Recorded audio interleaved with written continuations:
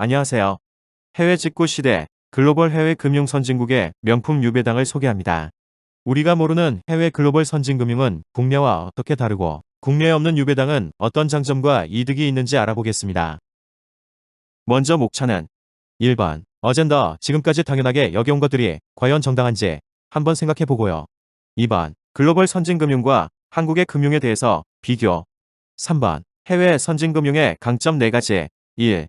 유배당 6에서 7% 복리로 같은 돈 내고 가입기간에 따라 2배에서 10배까지 더 많이 받고. 2. 달러 자산, 금융위기 시 안전장치와 환차의 기대. 3. 피보험자 교체를 통해서 나만 내면 자녀까지 받고. 4. 연금 수령 시 평생 불어난 원금을 뺏기지 않아 원금까지 찾아 쓸 수 있는 장점 등에 대해서 설명. 4번 기존의 부족한 연금을 증액하는 연금 리모델링 등 문제들을 해결하는 솔루션 제공. 5번 가입 시 법적 문제, 한국에서 봤는데 문제가 없는지, 중국 정치 리스크 등 생소해서 우려하시는 사항들에 대해서 팩트 체크. 6번 실제 누가 가입하고 있는지, 주의사항, 가입 프로모션 등 나머지 궁금하신 사항에 대해서 설명을 하겠습니다. 첫 번째, 어젠더. 지금까지 당연하게 여겼던 것들에 대해서 한번 생각해 봅시다. 한국 금융의 현실, 실상은 어떨까요? 우리나라는 IT는 강국인데 금융도 강국일까요? 글로벌 금융시장에서 금융 선진국들의 상황은 어떨까요? 계약자 돈으로 막대한 이익을 보면서 배당을 안 주는 건 정당한가요? 금융감독 당국은 진짜로 누구 편인지 한번 따져보겠습니다. 실제 신문기사를 보면 보험사들은 계약자 돈으로 연간 3조 원이 넘는 막대한 이익을 보면서 계약자한테는 배당을 주지 않습니다. 갈수록 배당금이 줄어들다가 2010년 이후는 아예 배당을 없앴습니다. 두 번째로 글로벌 선진금융과 비교해서 우간다보다 못한 한국 금융의 현실을 알아보겠습니다. 1번. 글로벌에서 우리나라의 금융 경쟁력 순위는 어떻게 될까요? 우리나라는 디램, 랜드 플래시, 스마트폰, 조선, OLED 패널, 초박형 TV 분야에선 세계 1등으로 잘하지만 다보스 포럼으로 잘 알려진 세계 경제 포럼에서 매년 국가 경쟁력 순위를 발표합니다. 올해 한국은 26위를 기록했는데요. 특히 노동과 금융 부분에서 최하위 수준으로 평가됐습니다. 홍정원 기자입니다. 우리나라 경쟁력 순위는 138개 국가 중 26위로 3년째 제자리 걸음이. 정부는 올해 10위권 진입을 기대했지만 노동과 금융 부분 경쟁력이 발목을 잡았습니다. 노동시장 효율성은 77위, 지난해보다 6계단 올랐지만 세부 항목은 낙제점을 받았습니다. 금융시장 성숙도는 7계단 상승한 80위였는데 지난해에 이어 올해도 우간다보다 순위가 낮았습니다. 우리나라는 정치와 뉴스 보도와 같이 금융 분야는 후진국으로 못하는데요. 이건희 회장의 말처럼 정치는 사류고 도시별 금융 경쟁력은 뉴욕, 런던, 홍콩이 상위권이고 서울과 부산은 33위와 44위로 낮습니다. 이래서 아시아 금융 허브 되겠어. 서울이 유독 약한 분야라는 기사에서 우리나라가 IT 기술은 발전했다지만 금융이 후진국이라 IT 기술이 결합된 미래 금융인 핀테크 분야도 홍콩은 5위이고 대한민국 서울은 세계 29위로 하위권입니다. S&P가 발표한 국민들 금융지식 순위는 77위로 최하위 수준인데요. 국민금융교육을 해외 금융 선진국은 정규 과목 편성하여 의무화하지만 한국은 겨우 1시간 정도밖에 안 합니다. 다보스 포럼과 함께 세계 1대 국가 경쟁력 평가기관인 IMD의 순위는 2022년의 경우 금융 경쟁력은 홍콩이 5위, 미국이 6위, 한국은 23위고 2023년엔 한국 금융은 36위로 금융 선진국과 격차가 납니다. 세계 최대 컨설팅사 멀서와 국제 애널리스트 협회에서 발표하는 글로벌 연금지수 순위는 2022년엔 한국은 세계 43개 국가 중에서 38위로 최하위권이고 2023년엔 한국 연금은 42위로 인도네시아보다 열악합니다. 2번. 해외 금융 선진국의 연금 부자나라들 상황을 살펴보겠습니다. 연금 부자나라 첫 번째 영국은 연수익률이 9.9%로 한국이 2억 4일 때 영국은 9억으로 한국의 4배나 됩니다. 두 번째 연금 부자나라 캐나다는 10년 평균 수익률이 9.58%나 되는데요. 비싼 애플을 팔고 테슬라를 저가 매수하여 2달 만에 926억 대박을 내는 등 운용 능력이 뛰어납니다. 연금 천국인 호주는 10년 평균 수익률이 8.5%로 한국의 6배나 됩니다. 호주는 경쟁을 유도하고 최하위 펀드는 시장에서 퇴출시켜 수익률을 높이지만 한국은 경쟁이 없는 독과점 내수 시장입니다. 호주 연금 기사의 댓글들을 보시면 우리도 수익률 7에서 8%면 강제 아니어도 무조건 풀로 돈 넣겠다. 부럽다. 우리는 금융사 배만 불리는데 국민연금공단을 해체하고 호주에 위탁 운영시켜야 한국의 기득권은 죽어도 금융 선진화 안 할 거다 등입니다. 연금 부전하라 미국의 캘리포니아 연금은 30년 평균 수익률이 7.7%고 25년 근무한 율란다 씨는 305만 원의 공적연금 포함해 총 488만 원을 받습니다. 미국 퇴직연금인 401K의 경우 퇴직자는 10억 받는데 한국은 약 5천만 원으로 큰 차이가 납니다. 이는 수익률 14.85%와 2.58%라는 운용 능력 차이에서 나옵니다. 반면에 일본은 글로벌 연금 빈민 나라인데요. 일본은 원금 보장에 집착하다가 수익률 0에서 3%로 세계 최하위권으로 일본의 정기예금 이자율은 0.3%입니다. 한국도 연금 빈민 나라인데요. 최근 중앙일보 기사를 보시면 퇴직연금 수익률은 금융선진국인 호주는 7.7%, 미국은 8.5%로 높고 한국은 2.07%로 쥐꼬리밖에 안 되지만 금융사 수수료는 1조 4,212억 원이나 챙깁니다. 얼마 전에 KBS 시사기획창 부자나라 연금 빈민이라는 프로그램에서 OECD 중 가장 가난한 한국 노인에 대해서 방송을 했는데요. 국민연금 평균 수령액은 57.5만 원이고 한국은행 조사에서 적정 은퇴생활비는 314만 원인데 이 중 8.7%만이 준비가 되어 있다고 합니다. 3번. 이번엔 한국 금융산업의 현실, 카르텔에 대해서 알아보겠습니다. 먼저 공정 경쟁을 막아 소비자의 피해를 주는 산업별 이권 카르텔에 대해서 보시면 LH와 건설사 간의 카르텔로 심사위원 뇌물 배수, 건설사 특혜 취업 등 비리가 생김으로 인해 소비자는 철근 누락한 순살 아파트라는 피해를 보게 됩니다. 산림청과 산림조합 간의 카르텔로 1조 5,330억 원 열세가 수의계약으로 체결, 이는 부실공사로 이어져 산사태 피해로 돌아옵니다.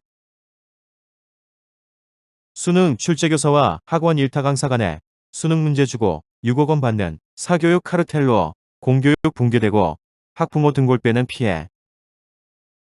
통신 3사 간의 카르텔, 요금제 담합으로 통신비 부담이 가중되는 소비자 피해로 제사 통신사 만들려고 하나 잘 안 되고 있습니다. 다음으로 금융산업의 카르텔은 5대 시중은행은 독과점으로 2023년 작년에 이자로만 41조 원을 벌어 성과금 잔치를 벌였고 이에 정부는 대구은행을 6번째 시중은행으로 승인하여 경쟁을 유도합니다. 금감원과 보험사 간의 카르텔, 금감원 간부들, 보험사에 재취업하고 보험금 분쟁은 적당히 봐줌. 현재 저축으로 둔갑한 종신보험의 변칙 판매, 설계사 수당 많으니 판매 광풍.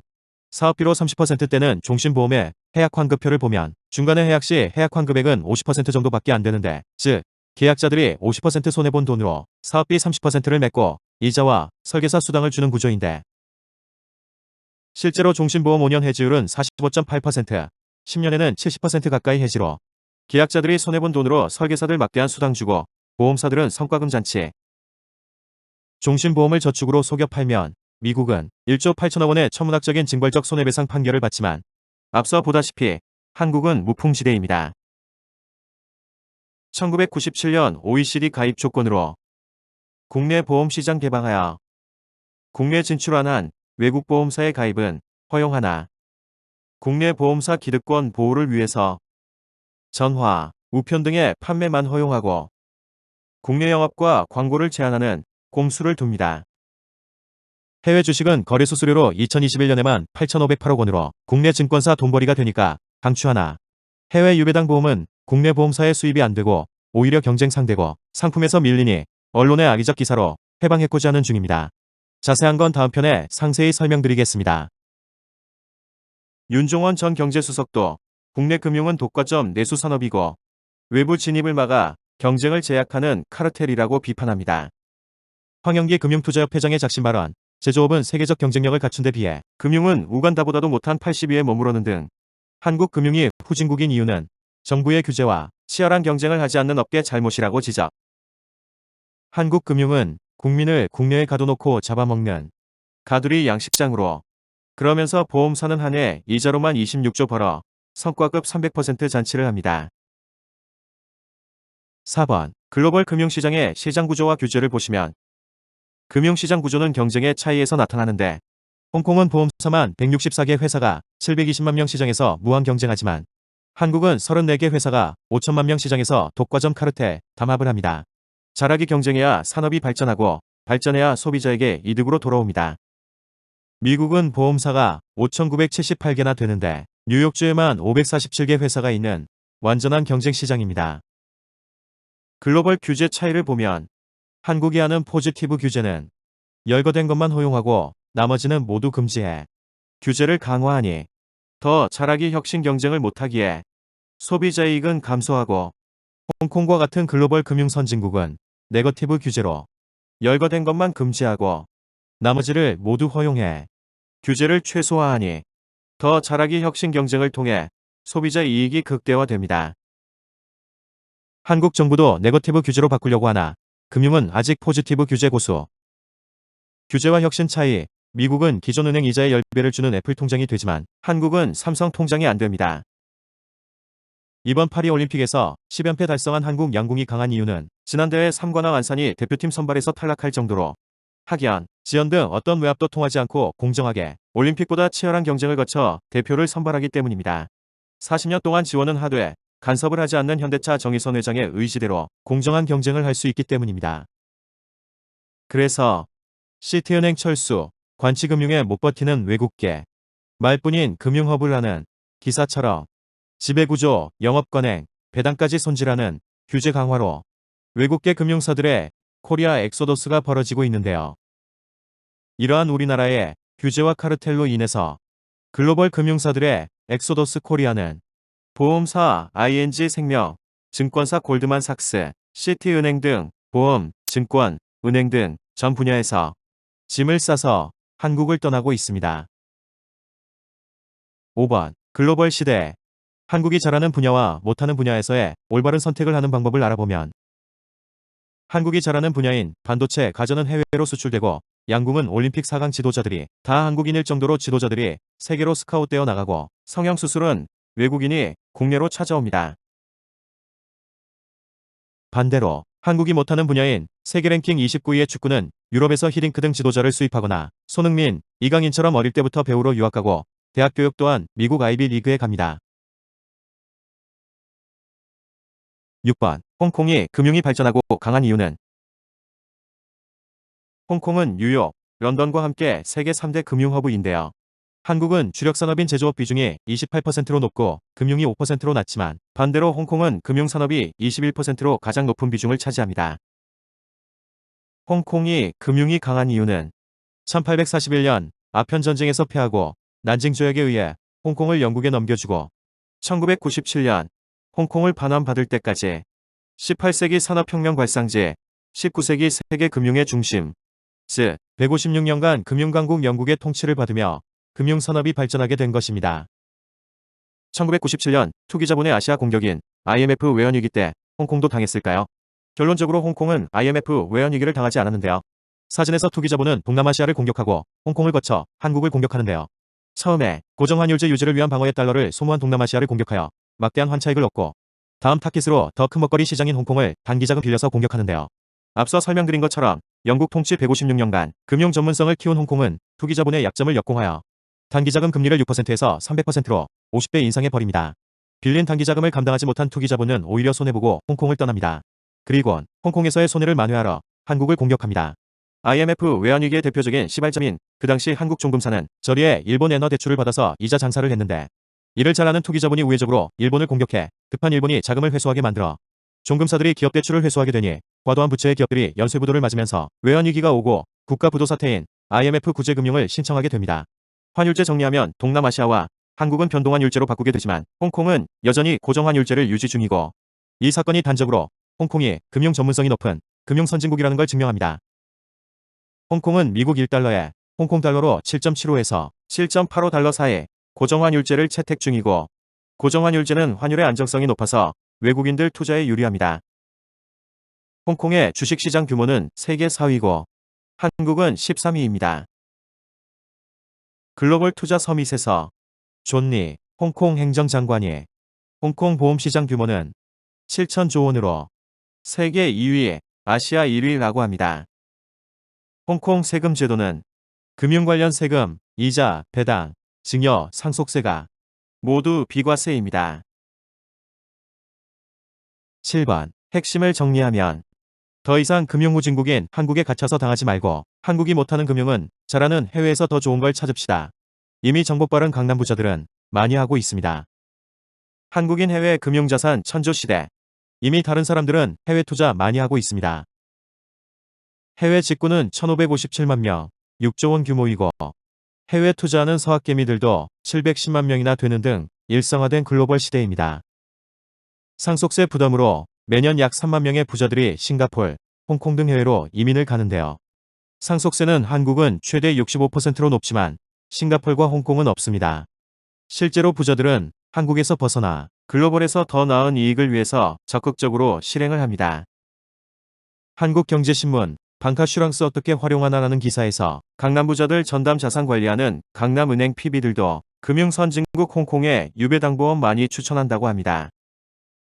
외국이 이상한 게 아니라 글로벌 스탠다드와 소비자 관점에서 원전 경쟁시장, 유배당, 네거티브 규제인, 런던, 파리, 뉴욕, 홍콩이 금융 선진국으로 정상이고 독과점 카르텔, 무배당만 있는 한국이 금융후진국으로 비정상입니다. 정리하면 우리나라가 잘하는 분야인 양궁 반도체는 해외 수출하고 성형수술은 외국에서 국내로 찾아오고 못하는 분야인 축구 대학은 잘하는 해외로 배우러 유학을 떠나거나 지도자를 수입하고 금융은 해외로 나갑니다. 즉, 못하는 금융은 정보가 빠른 강남 부자들처럼 잘하는 해외 금융 선진국 상품으로 더 많은 수익을 봅시다. 끝으로 내 자식이 더 나은 환경과 학교에서 교육받아 더 잘 되기를 바라듯이 나와 내 가족을 지키는 돈도 금융후진국을 벗어나 전문성이 더 뛰어난 금융선진국에서 더 큰 수익을 얻길 원하지 않습니까?